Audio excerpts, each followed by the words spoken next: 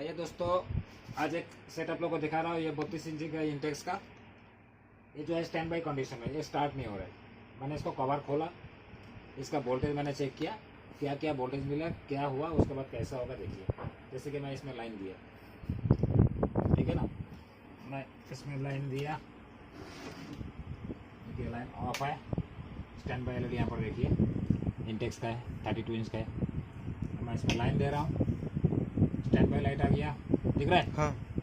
ये पावर देने पर ये स्टैंड बाई रिलीज नहीं कर रहे,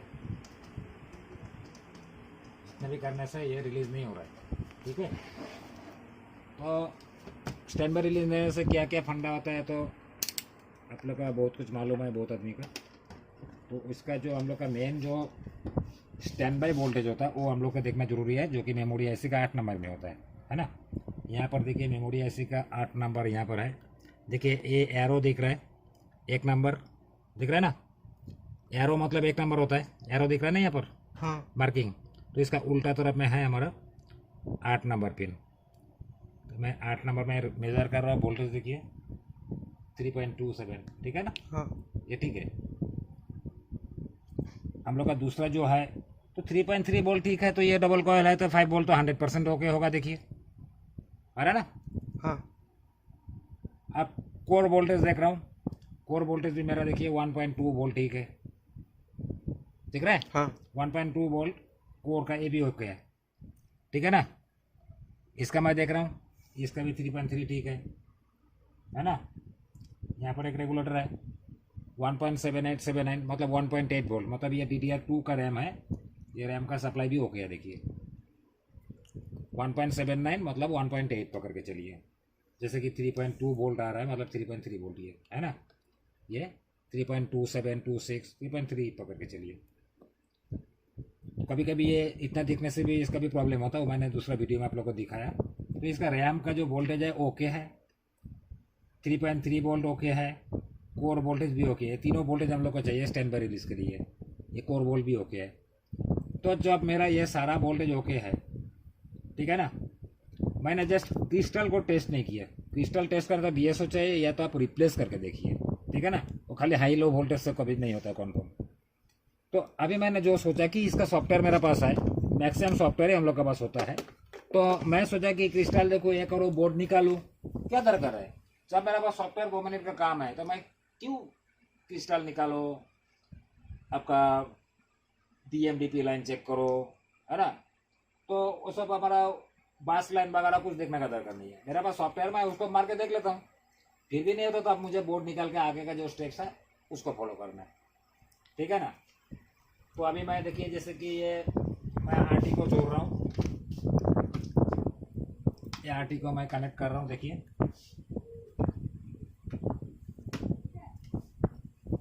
RT मैं कनेक्ट कर रहा हूँ। 3 वोल्टेज हमको सही मिलना चाहिए। मेमोरी का 3.3 वोल्ट जो कि मेरा इसी को भी जाएगा, मेमोरी को भी जाएगा। 2 नंबर हो गया कोर वोल्ट, 3 नंबर रैम का वोल्टेज। ये 3 ओके है तो आप सॉफ्टवेयर देख सकते हैं। फिर भी नहीं हो आप क्रिस्टल देखिए, आगे का और भी स्टेप है। कभी मॉइस्चर का भी प्रॉब्लम होता है, जो भी हो। तो मैं इसका ये तो लाइन दिया हुआ है, अब मैं इसको ऑटो ISP में लगाया ना, चेक कर लेता हूँ।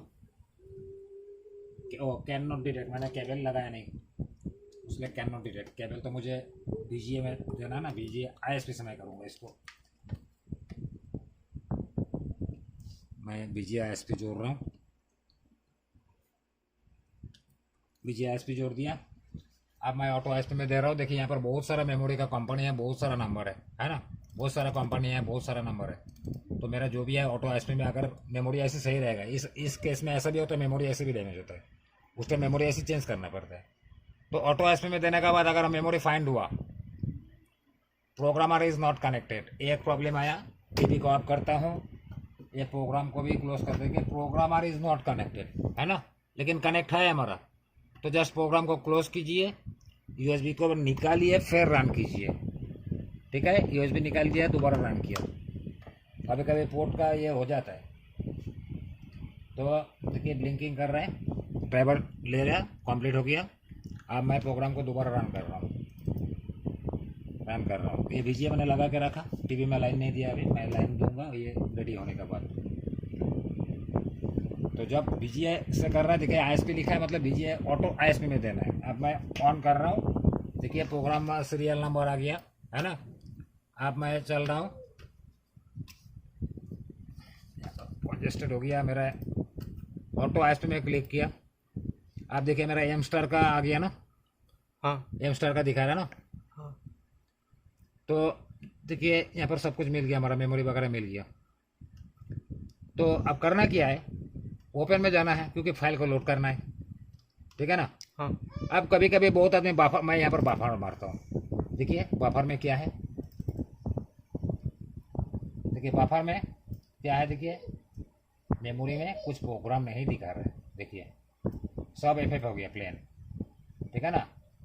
बाफर में हम लोग चेक करता है तो ये कुछ भी नहीं है डाटा, मतलब प्रोग्राम करप्ट है, खाली है। तो मैं इसको क्या करूँगा, ओपन में क्लिक करूँगा।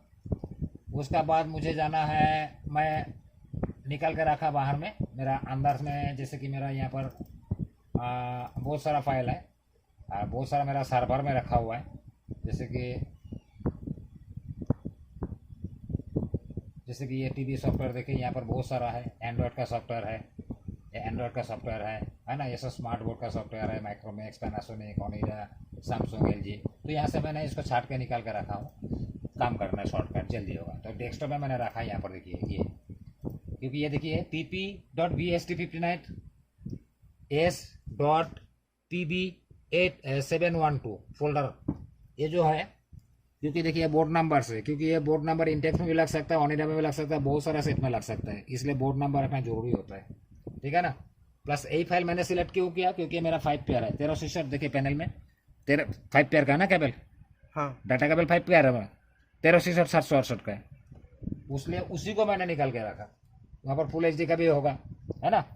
तो इसलिए मैंने इसको रखा pp.vst59s, pp.vst जो इंडेक्स का है, pp.vst59x s ab59s 801 712। देखिए इंडेक्स में लगा हुआ था ये 136768, पैनल का रेजोल्यूशन भी सही है। देखिए इसको मैंने ओपन किया हाईलाइट करके, फाइल हैज बीन लोडेड, है ना, फाइल लोड हो चुका है। अब करना क्या है, जस्ट मुझे राइट में क्लिक करना है। अब ये राइट होगा अगर मेमोरी सही है तो। ये क्या करेगा, पहले अगर कुछ है तो उसको ऑटोमेटिक इरेज करेगा, साफ करके फिर उसको क्लीन फाइल लोड करेगा। तो फाइल भी टेस्टेड होना जरूरी है, कभी कभी अनटेस्टेड फाइल होता है, कुछ खराब फाइल भी आ जाता है, बहुत वहाँ पर दिक्कत होता है।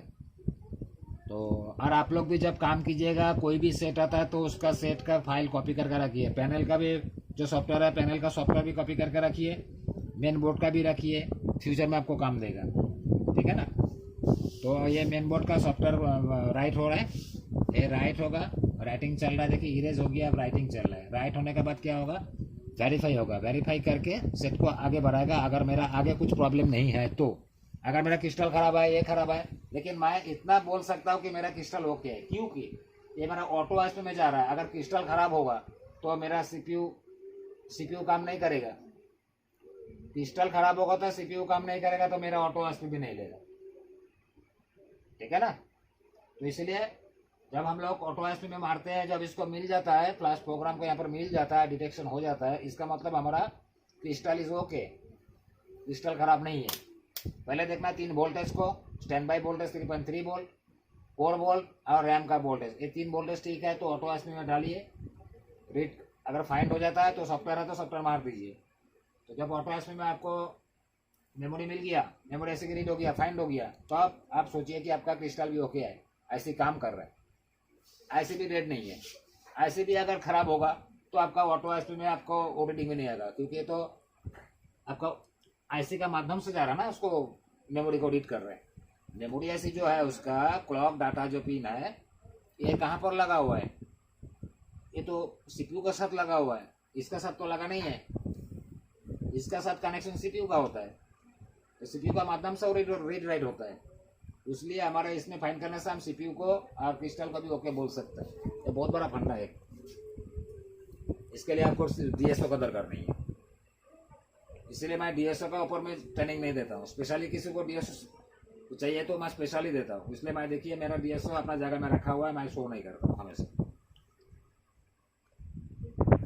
ताकि बहुत आदमी का बस का बात नहीं होता डीएसओ कितना चलाना भी बहुत बड़ा होता है, चलाना भी इजी नहीं होता है, डीएसओ सीखना पड़ता है, टफ होता है बहुत, वो भी एक मीटर है।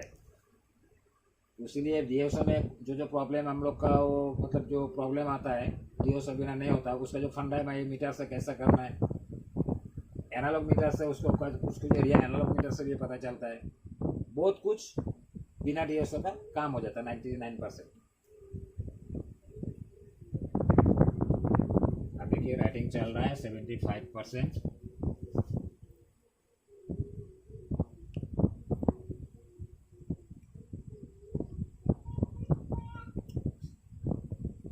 मेरा अभी ऑफलाइन क्लास टोटली ऑफ है ड्यू टू कोरोना, लॉकडाउन के लिए सब ऑफ है, बहुत स्टूडेंट है लेकिन कर नहीं सकता मैं, इसलिए मैंने टेम्पोररी अभी ऑनलाइन क्लास कर रहा हूँ। जो भी इंटरेस्टेड है मुझे व्हाट्सएप करे, कॉल ना करे प्लीज़, ठीक है ना। कम से कम 25 दिन से 1 महीने का क्लास होता है, उसके बाद सपोर्ट ग्रुप में भी आप लोग का जोड़ दिया जाता है, ताकि आपको जो दिक्कत होता है वहाँ पर सपोर्ट भी मिलेगा मेरे चैनल को। और मेरा तो एक गारंटी है कि मेरा स्टूडेंट नहीं बोल सकता सर से कॉन्टैक्ट नहीं होता है, ट्रेनिंग हो गया सर से कांटेक्ट नहीं है, ऐसा मेरा नहीं है।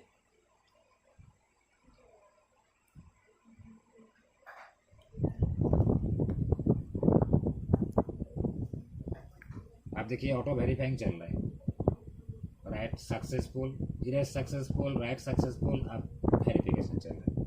वेरिफिकेशन होगा तो अब ये उम्मीद कर सकता है कि चालू होगा, क्योंकि मेरा 3 वोल्टेज ओके है, सीपीयू भी हमारा ओके है, क्रिस्टल भी ओके है। अगर हमारा बास लाइन कोई जगह शॉर्ट होता तो हमारा ये ऑटो एसपी में नहीं फाइंड होता ये।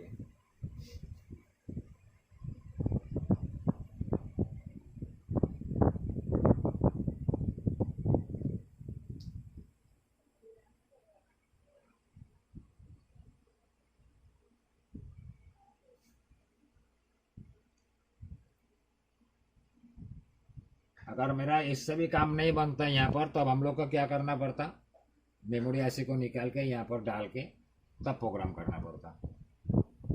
अगर मेमोरी आईसी को यहाँ पर निकाल के डालने के बाद भी मेमोरी फाइंड नहीं होता है, देखिए पूरा वेरिफिकेशन सक्सेसफुल, ठीक है ना, पूरा आ गया। अब देखिए बैकलाइट भी जल गया, मैं इसका भी निकाल देता हूँ,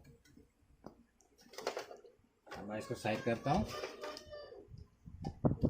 देखिए बैकलाइट जल गया, आ गया ना। ये जब राइट होगा, राइट होने के बाद वेरीफाई होगा, तब उसके बाद टीवी को ट्रिगर करेगा ऑन होने के लिए। अगर सॉफ्टवेयर रन करने के बाद भी आपका टीवी ऑन नहीं हो रहा है, ऐसा मत सोचिए कि नहीं हुआ, आपको उस टाइम करना है टीवी को ऑफ कीजिए, टीवी को ऑफ करके ऑन करके तब फिर पावर बटन दबाइए, ठीक है ना, तब पावर बटन फिर दबाइए, ठीक है, नहीं तो नहीं होगा। अब देखिए आ गया ना इंडेक्स का आ गया, तो ऐसा करके करना पड़ता है। मैंने बहुत बड़ा फंडा बता दिया आपको, ठीक है ना। चलो थैंक यू।